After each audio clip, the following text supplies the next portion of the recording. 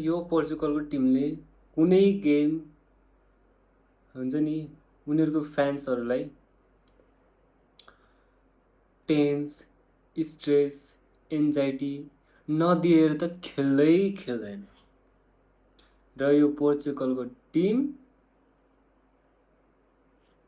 World cup जित्छ भनेर कुनै पनि भाइब दिँदैन। कुरा गरौँ यो गेमको। यो गेम जस्ट एउटा गेम होइन क्या, एउटा इमोसन थियो, एउटा जो last dance of Modric Cristiano हुनसक्थ्यो र मोड्रिचको त लास्ट डान्स भयो र यो गेमको ड्रामा कन्ट्रोभर्सी जे भयो नि, no any Hollywood or Bollywood movie can gives you के त्यस्तो ड्रामा थियो। ब्याङ्गर अफ गेम होइन, more than just a game के भएन, penalty drama, goal, last minute goal, साला रेफ्री चुतिया, साला 10 मिनटको एडेड टाइम थपेर 120 मिनटसम्म खेलाएको छ। एडेड एक्स्ट्रा टाइम भने हुन्थ्यो कि त्यसलाई, एडेड एक्स्ट्रा टाइम भने नि हामी ढुक्क हुन्थ्यौँ होइन। साला 10 मिनटको एडेड टाइम थप्यो, सुरुमा त थप्यो र त्यही माथि 120 को एक्स्ट्रा मिनट। वाह। र कुरा गरौँ पोर्चुगलको टिम र यो गेमको ड्रामाहरू के भयो। फर्स्ट हाफ पोर्चुगलले डोमिनेट गर्यो, 75 पास गर्यो, क्रसिङ इन्साल्लाह।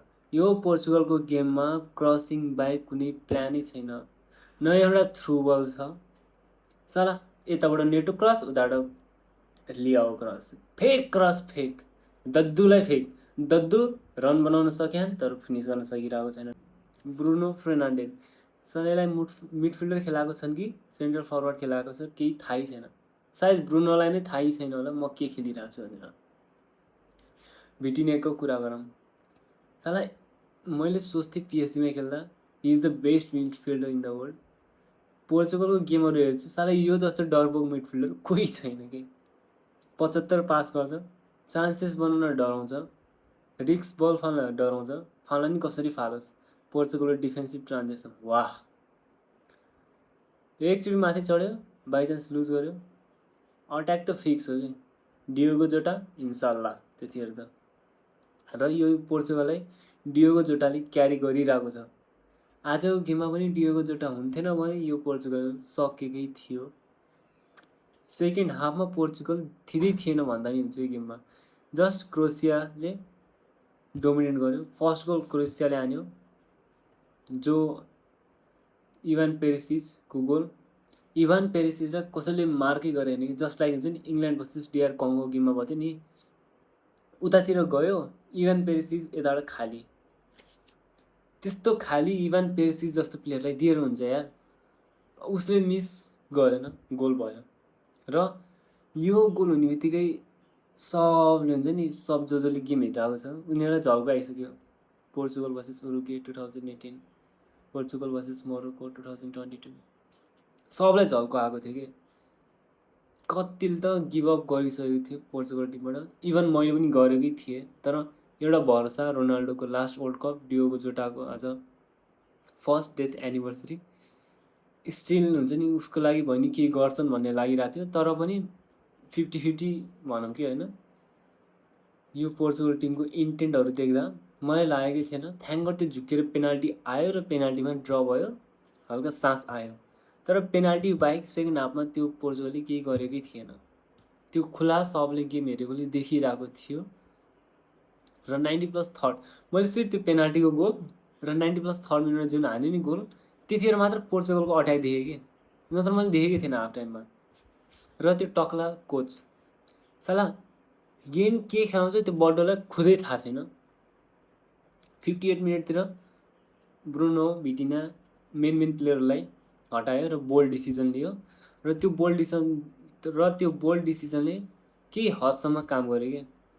किनभने पोर्चुगलले मिडफिल्डमा बल राख्न सकेको थिएन र कन्ट्रोल पनि थिएन।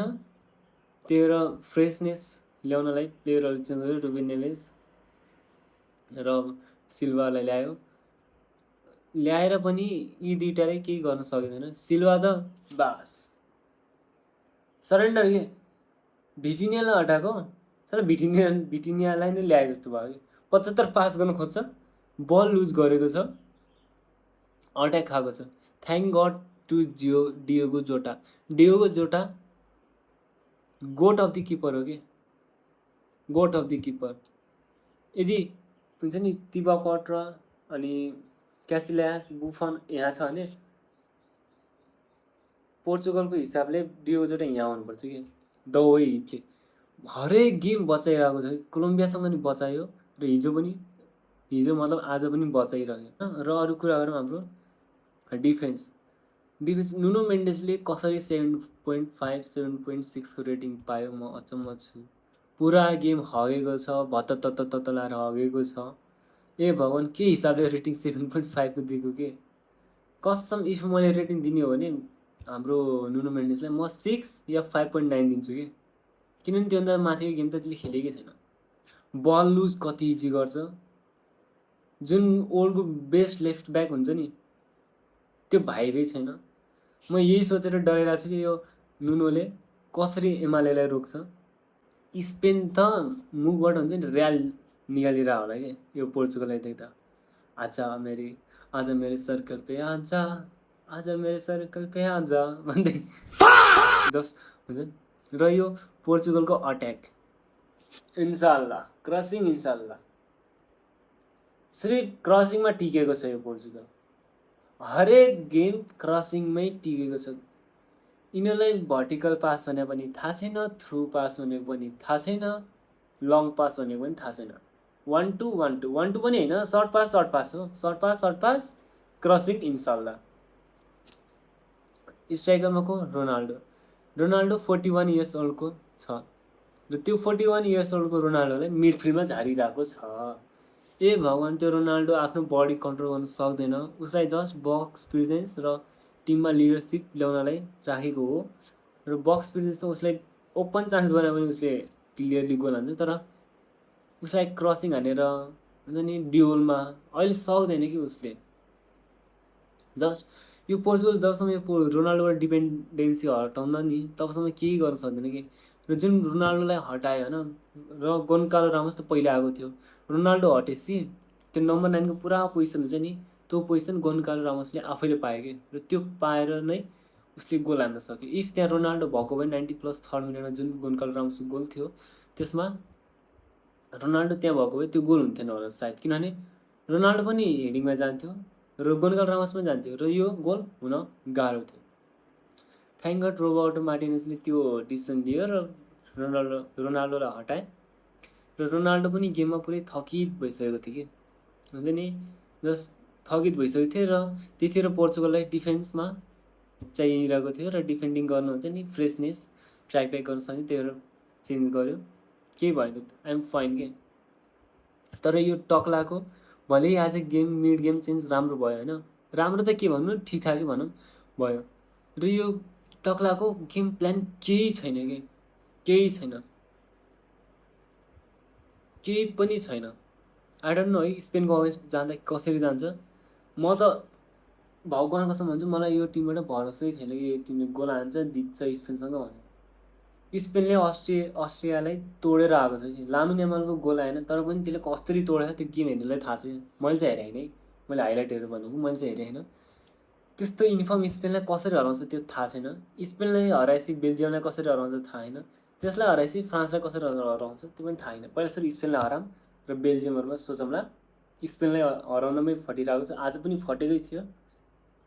सो यो पोर्चुगलको ओभरअल टिम हेर्दा जित्यो, कन्फिडेन्स एउटा पनि छैन, हुन्छ नि यो टिमले केही गर्छ भन्ने मलाई चाहिँ छैन, तर पनि जितिरहेको छ, त्यहीमा खुसी छु। कुनै पनि गेम रोनाल्डोको लास्ट गेम हुनसक्छ कि। So I just want to enjoy this game. तर यी सालाहरूले मलाई इन्जोय गर्नै दिनन्, ट्रमा मात्रै दिइरहेको छ। हामीले पोर्चुगल टिमको कुरा त गऱ्यौँ होइन, र यो गेमको मेन कन्ट्रोभर्सीको कुरा गरौँ है। जुन लास्ट गोल थियो क्रोसियाको, जुन रुल आउट भयो, पहिला सुरु बुझौँ अफसाइड रुल र यो गोल किन हाम्रो रुल आउट भयो भनेर। यो गोल हुँदाखेरि जब हाम्रो उताबाट क्रस आउँदाखेरि हाम्रो त्यो हेडिङ जित्नलाई एउटा हाम्रो रिनाल्डो भेगा गएको थियो र उसको अगाडि एउटा प्लेयर थियो। क्रसिङ गर्दा त्यो प्लेयरलाई छोयो जब क्रस गरिरहेको थियो त्यो अफसाइड जुन प्लेयर भएको थियो त्यो अफसाइड थिएन, तर क्रसिङ आउँदा जुन प्लेयरलाई छोयो त्यो प्लेयरलाई छुने बित्तिकै त्यो प्लेयर अफसाइड भयो कि। सो त्यो प्लेयरलाई छुँदाखेरि त्यो मान्छे पहिले अफसाइड भइसकेको थियो, ऊ गेममा छैन भन्ने हुन्छ कि, ऊ गेमभन्दा बाहिर गइसक्यो। तर पनि रिनाटो भिएगालाई छोयो र ऊ भनिन्छ ऊ त अब रिनाटो भिएगालाई छोएर बोलायो, त्यसरी त कहाँ अफसाइड हुन्छ, हुन्न भन्छौँ नि। तर उसलाई त पहिले छोइसक्यो कि, त्यतिखेर ऊ अफसाइड बाहिर भइसक्यो, गेमबाट बाहिर गयो भन्दा नि हुन्छ, just for a minute. So यो चाहिँ अफसाइड दिएको थियो र यो अफसाइड अभियसली हुन्छ नि, जुन टेक्नोलोजी छ अहिलेको उसमा त्यो कुनै कन्ट्रोभर्सी हुने कुरा होइन कि, द्याट्स अफसाइड होइन। त्यसलाई लिएर ठुलो ऊ बनाउने आई डोन्ट नो, जस्ट अब हेट वाच गर्ने हुन्छ नि त्यही भएर होला। तर यो चाहिँ मलाई अफसाइड छैन जस्तो लाग्छ। र अर्को भनेको पेनाल्टी,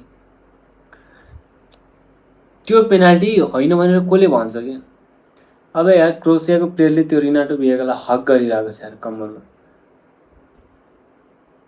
यस्तै पेनाल्टी हाम्रो उसमा पनि दिएको थियो बेल्जियममा हक त गरेको थिएन तर पनि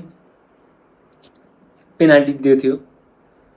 र रिनाटो भिएगाले जुन पेनाल्टी पाए त्यो पनि कन्ट्रोभर्सी त छैन, तर आई डोन्ट नो होइन, यो हेट वाच गर्ने जस्ट लाइक हुन्छ नि त्यसरी चाहिँ अब त्यो हिसाबले चाहिँ छ। अब भन्छौँ नि हामी मेसीले वर्ल्ड कप जित्यो गएको पेनाल्टीले मात्रै, रिगिड भने जस्तै कन्ट्रोभर्सी बनाउँछौँ कुराहरू छौँ लाइक द्याट कि जस्ट हेटर्सहरूले हेट गर्ने अप्सन पाएको र त्यसमा आफ्नो ओपिनियनहरू राखेको, द्याट्स इट। सबले आफ्नो आफ्नो ओपिनियन राख्नु भन्छ र मेरो ओपिनियनमा चाहिँ त्यो पेनाल्टी पनि छ र त्यो अफसाइड पनि छ।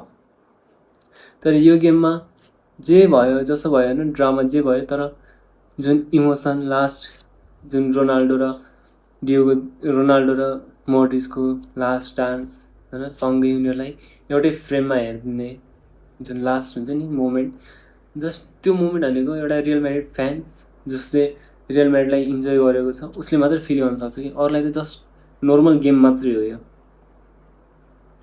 र जुन त्यो गेम सुरु हुनुभन्दा अगाडि त्यो डियोगो जोटाले ट्रिब्युट गरेको थियो सबै टिमले डियोगो जोटाको जर्सी लिएर, सायद त्यो डियोगो जोटाको आशीर्वादले गर्दा नै पोर्चुगल यो गेममा भएको हो।